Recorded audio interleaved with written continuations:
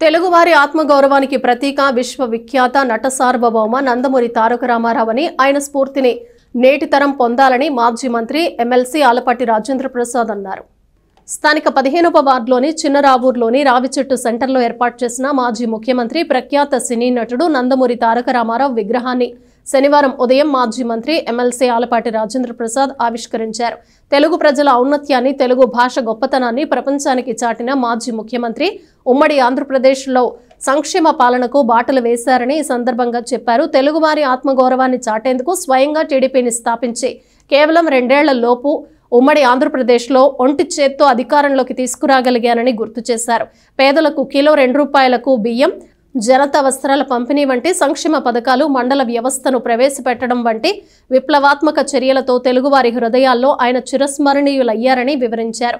కార్యక్రమంలో వార్డు అధ్యక్షురాలు వాసిరెడ్డి సులోచన, కమిటీ సభ్యులు రాఘవరావు, ప్రముఖ రచయిత పరిశోధకుడు ముత్తేవి రవీంద్రనాథ్, వెంకటేశ్వరరావు, చిన్ని, సుజాత, పద్మ, జ్యోతి తదితరులు పాల్గొన్నారు. ఎన్టీఆర్ అజరామరమైనటువంటి వ్యక్తి. ఆయన పోయినా ఆయన కీర్తి కలకాలం నిలిచుంటుంది. ఆయన నటుడిగా గొప్ప వ్యక్తే కాకుండా సామాజిక నేతగా కూడా సామాజిక న్యాయం కోసం అనుక్షణం పరిశ్రమించిన వ్యక్తి.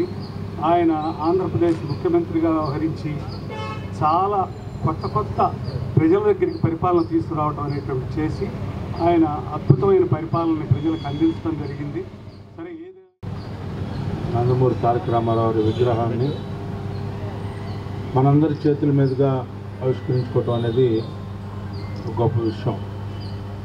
ఎందుకంటే ఆయన రాష్ట్రానికి ముఖ్యమంత్రి కాకుండా యావత్ తెలుగు జాతికి అభిమాన పాత్రుడు. ప్రపంచంలో ఎక్కడ తెలుగువాడు ఉన్నా కూడా ఆయన గురించి మాట్లాడుకోకుండా ఉండే పరిస్థితి కాదు. అలాంటి మహోన్నతమైనటువంటి గొప్ప వ్యక్తి యొక్క విగ్రహాన్ని ఇక్కడ మనందరం కూడా ఆవిష్కరించుకోవటం ఈరోజు అందరం కూడా ఆనందపడాల్సినటువంటి అంశం. ఎందుకంటే ఆయన కళాకారుడిగానే కాకుండా సామాజిక చైతన్యానికి స్ఫూర్తిదాయకుడు అన్న నందమూరి తారక రామారావు.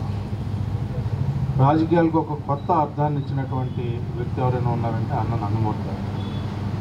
స్త్రీలకి సముచితమైనటువంటి గౌరవాన్ని ఎవరైనా ఇచ్చారంటే అన్న నందమూరి గారు. సంక్షేమానికి ఎవరయ్యా మార్గదర్శి అంటే అన్న నందమూరి గారు. అంతేకాకుండా రాజకీయాలకి ఒక కొత్త అర్థాన్ని ఇవ్వటమే కాకుండా ఈరోజు ఈ సమాజంలో మార్గదర్శకుడిగా మారటం, తెలుగుదేశం పార్టీ పూర్వం, తెలుగుదేశం పార్టీ తర్వాత భవిష్యత్ తరానికి పంచి ఇవ్వాల్సినటువంటి బాధ్యత ఈ రకంగా ఎన్ని సంవత్సరాలైనా కూడా మరణించిన ఈరోజు కూడా ఆయన్ని స్మరించుకుంటూ ఆయన విగ్రహాన్ని ఆవిష్కరించుకుంటూ మరి మనందరూ చేస్తూ పోయిన సంవత్సరం మనం 365 రోజులు ఏ యొక్క సినిమాలో నటించిన నాయకుడికి కానీ ఏ యొక్క ముఖ్యమంత్రికి కానీ 365 రోజులు కార్యక్రమాన్ని నిర్వర్తించినటువంటి అంశం ప్రపంచంలో ఎక్కడ కూడా లేదు. అది ఆయనకే దక్కిందని చెప్పి మనం చేస్తాం. అదేదో 1 రోజు 2 రోజులు చేసిన కార్యక్రమం కాదు. మనందరం చేతుల మీదుగా మనం 365 రోజులు చేస్తే ఏ రోజు కూడా ఆయనకి జనం కోసం ఎత్తుకోవాల్సిందో, జనాన్ని పోగు చేసుకోవాల్సిన అవసరమో, లేకపోతే ఈ కార్యక్రమం సక్రమంగా జరిగిద్దో జరగదని కదా అన్న పేరు చెప్తే ఆ రకంగా ప్రజలు తరలి వచ్చేవారు. అది ఆయనకు ఉన్నటువంటి జాతి, ఆయనకు ఉన్నటువంటి